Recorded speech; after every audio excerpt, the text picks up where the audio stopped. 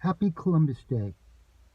I'm sharing this poem on Christopher Columbus because there's such an effort by the left to destroy everything about America and how God has blessed America from the very beginning to save it for such a time as this.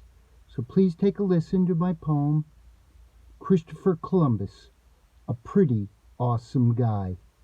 Christopher Columbus was born in Italy in 1451.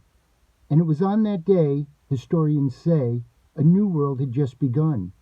Portugal is where he went to learn all about navigation, an adventurous kind of guy who was into ocean exploration.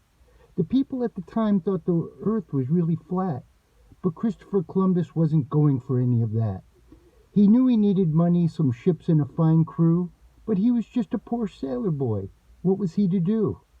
He went to Spain's Queen Isabella and he told it to her plain. We can sail straight to Asia and make money for our Spain. We can avoid the Moors in Africa by simply sailing west. The Queen saw an opportunity to pay off her country's debts. So the Queen loaned him 3 ships and he made this here decree: I promote you, Christopher Columbus, to Admiral of the Ocean Sea. It was the 3rd day of August in 1492. Chris took his 90 sailors and he sailed the ocean blue. The Nina, the Pinta, the Santa Maria were the ships that made up his fleet. They knew not where they were going or who they were about to meet. So the sailors soon got frightened, and many men had died. They doubted their new captain, and they thought that he had lied. Their historic voyage may have ended in a period of 33 days, but the world had entered into a new and different phase.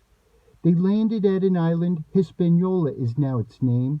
Although it was in Asia, Columbus earned wealth and fame.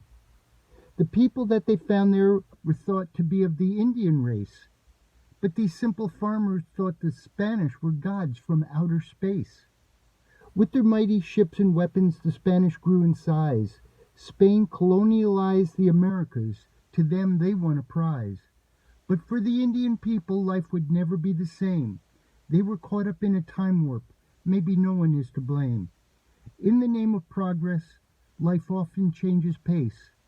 Think if we were greeted by beings from outer space. It's when we look at history there are lessons we can learn. We can see mistakes of others and know which way to turn. But Christopher Columbus proves we must not be afraid to try. Although he was mistaken, we still consider him a pretty awesome guy. Thanks.